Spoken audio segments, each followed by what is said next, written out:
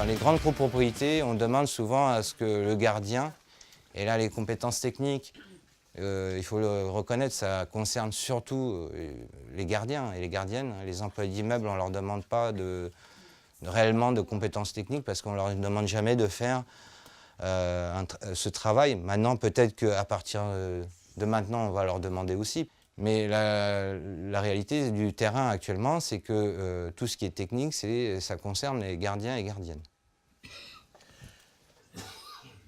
Alors, ici, nous avons aussi donc 5 niveaux. Donc le premier niveau, c'est très simple. Aucune compétence technique, hein, parce qu'en fait, on ne vous demande que de faire du nettoyage. Comme je le disais, là, c'est plutôt les employés qui vont s'y retrouver. Et les gardiens, si on vous dit que vous n'avez aucune tâche technique n'exigée, là, c'est que le syndic, là, il commence aussi à tricher un tout petit peu. Hein, parce que pour moi, un gardien, au minimum, il doit être au niveau 101. Parce que vous avez quand même il y a de la technicité quand même à faire hein, en tant que gardienne, ne serait-ce que lorsque vous... Lessiver les murs. Non, mais voilà, c'est pas les civils. On peut passer au numéro 103, au deuxième niveau. Et qu'est-ce qu'il demande? La réalisation des tâches d'entretien courant avec des produits, outils et machines nécessitant ni expérience, ni formation, ni habilitation spécifique en matière d'hygiène ou de sécurité, hormis celles nécessaires à une prise de poste standard. Bon. Donc dans l'autre carré, ils mettent assurer le nettoyage des parties communes et des immeubles, entretien des espaces verts, des cours, trottoirs et abords parking, gestion des ordures ménagères. Donc ça, en fait, beaucoup d'entre vous peuvent se retrouver à ce niveau-là. Voilà. Et en fait, pour moi, les gardiennes doivent déjà commencer à regarder s'ils sont là. Et alors, je vais vous donner une méthode. C'est pour être sûr qu'on est soit au niveau 2, il faut regarder le numéro 3. Il faut voir si c'est pas... Il faut toujours aller au niveau supérieur pour voir si ça vous correspond. Et tant que ça vous correspond, vous continuez à aller au niveau supérieur. Parce que on peut penser que ça c'est moi, et quand on lit l'autre niveau, vous y retrouvez aussi. Et à ce moment-là, il faut toujours aller au niveau supérieur. Alors, donc, le niveau C107, qu'est-ce qu'il y a? C'est la réalisation des tâches d'entretien courant avec des produits, outils ou machines nécessitant une expérience et ou une formation ou une habilitation spécifique en matière d'hygiène ou de sécurité. Ça, c'est un des critères pour avoir ce niveau. Et l'autre, c'est réalisation de travaux de maintenance de premier niveau, simple et courant. Alors là, la question, c'est que pour eux, il faut avoir ces deux-là.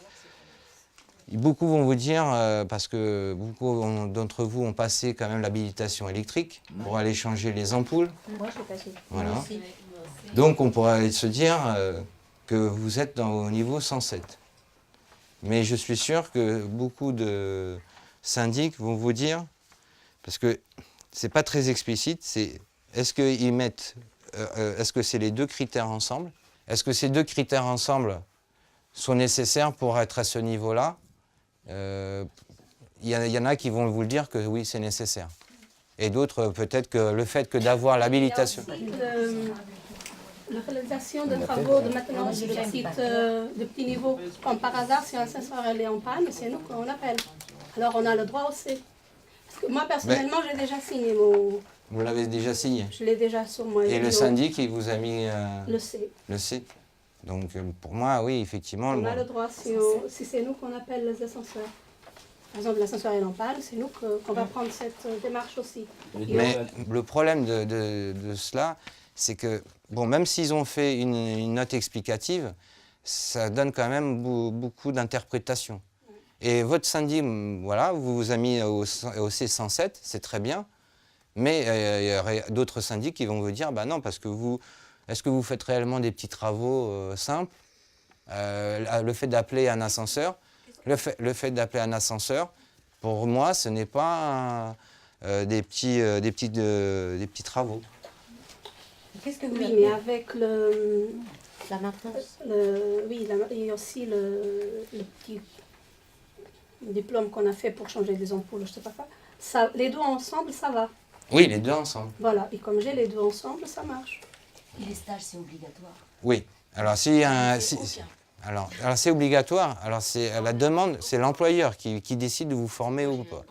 Vous pouvez aussi, vous pouvez demander à accéder à la formation en leur envoyant un courrier, en leur disant, bah, écoutez, moi j'aimerais bien me former, évoluer, et ils sont tenus de le faire.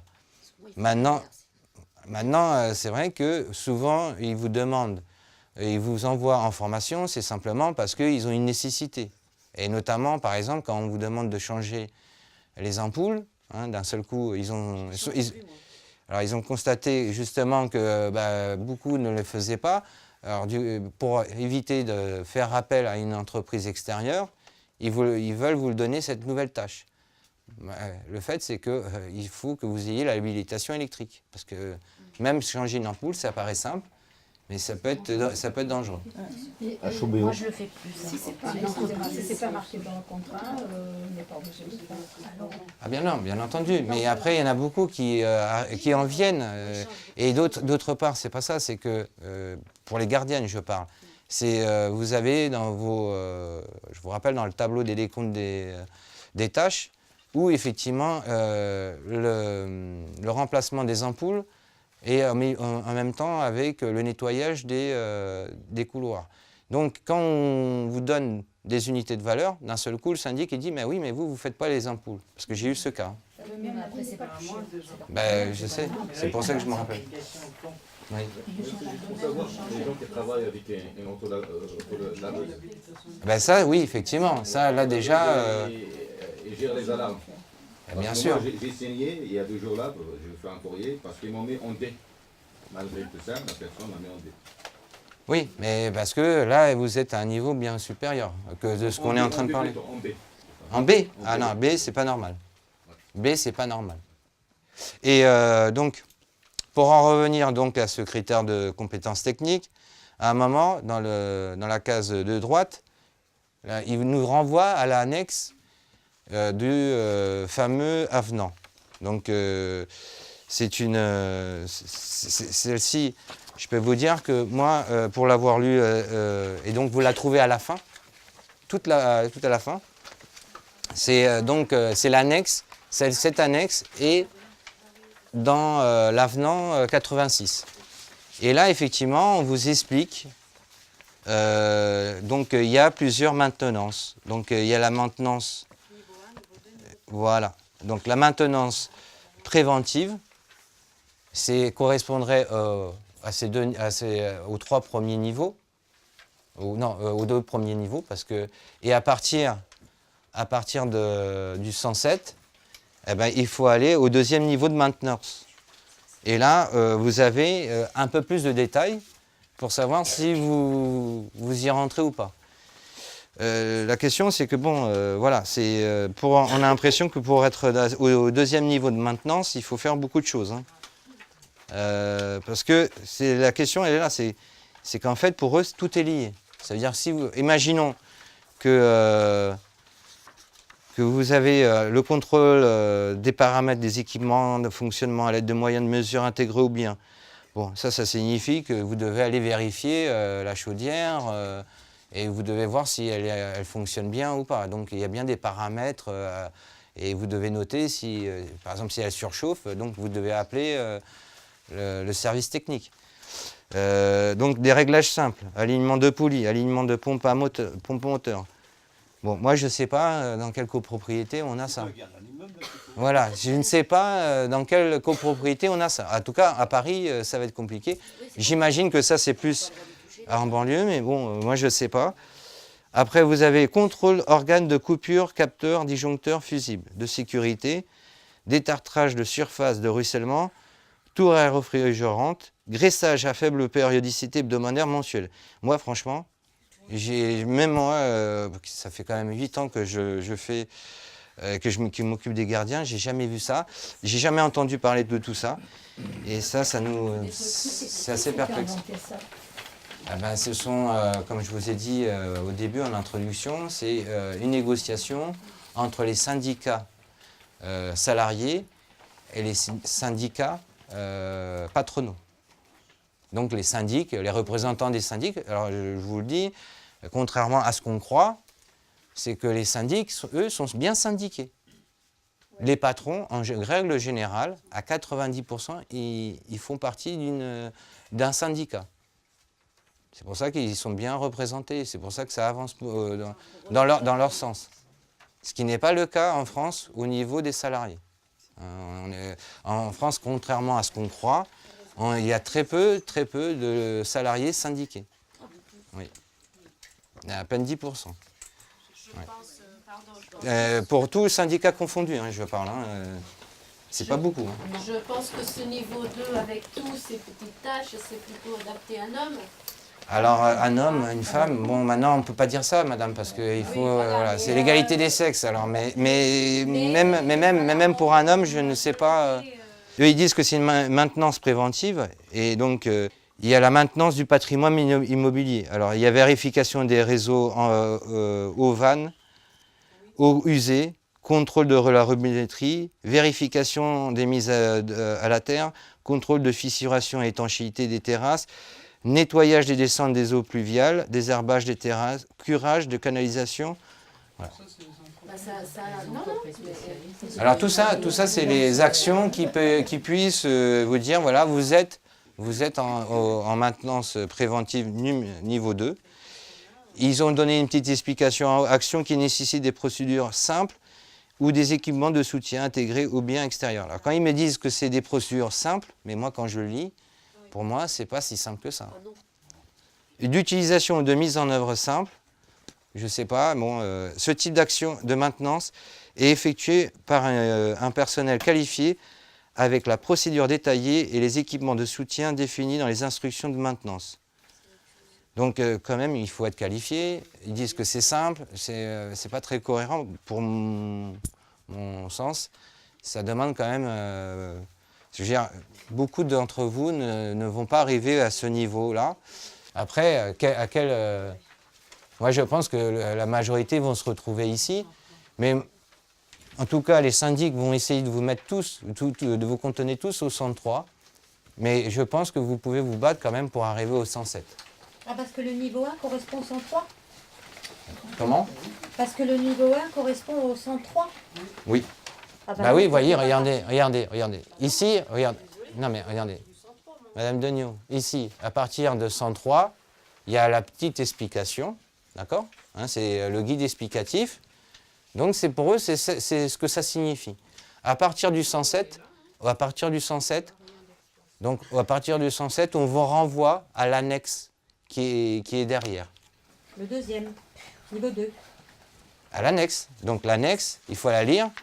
L'annexe, elle commence par le niveau de premier niveau de maintenance. D'accord ? C'est compliqué, c'est pour ça que je le fais. On va y aller doucement. Mais là, le 107, en fait, correspond au niveau 1.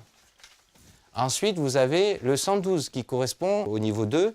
Et ensuite, vous avez le 120, le maximum, eh ben, ça correspondra au niveau 3 de l'annexe.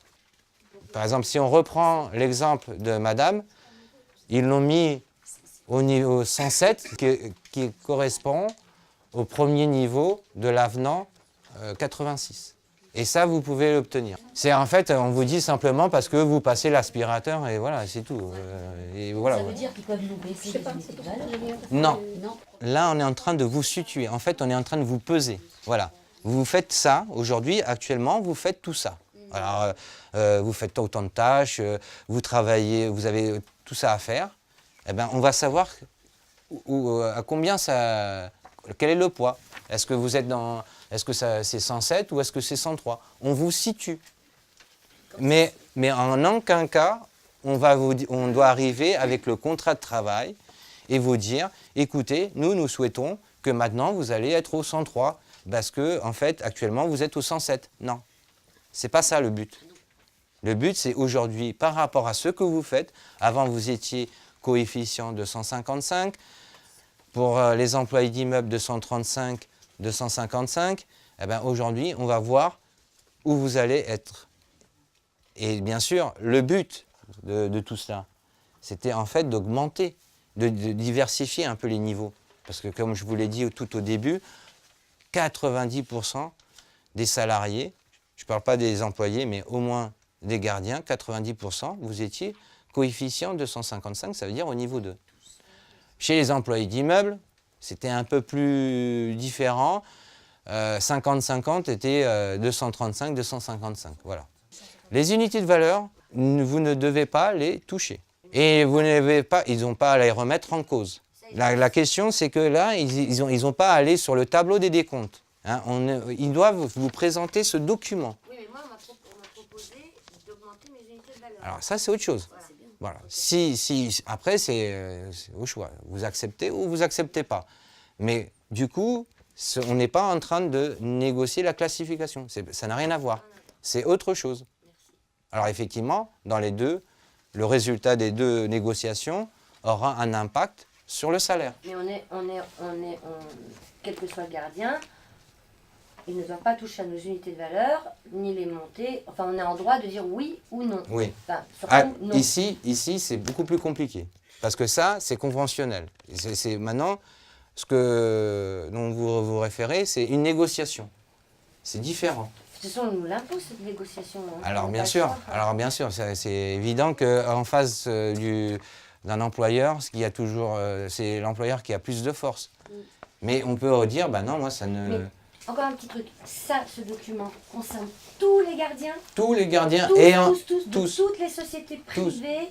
Privés dans notre branche, Privé, tous les salariés de notre branche. Ça veut dire quoi, notre branche? Eh ben, les gardiens d'immeubles privés et des employés. HLM aussi? Non, Ah voilà, c'est ça aussi. ils ont une autre convention. Ah, HLM, d'accord. Ceux qui travaillent pour le public ont une autre convention. Nous, notre convention s'adresse aux gardiens des copropriétés privées Copropriété. et aux employés des copropriétés privées. Pas pour les grosses sociétés comme les 3Z. Voilà, tout ça, ça n'a rien à n'a voir. rien à voir.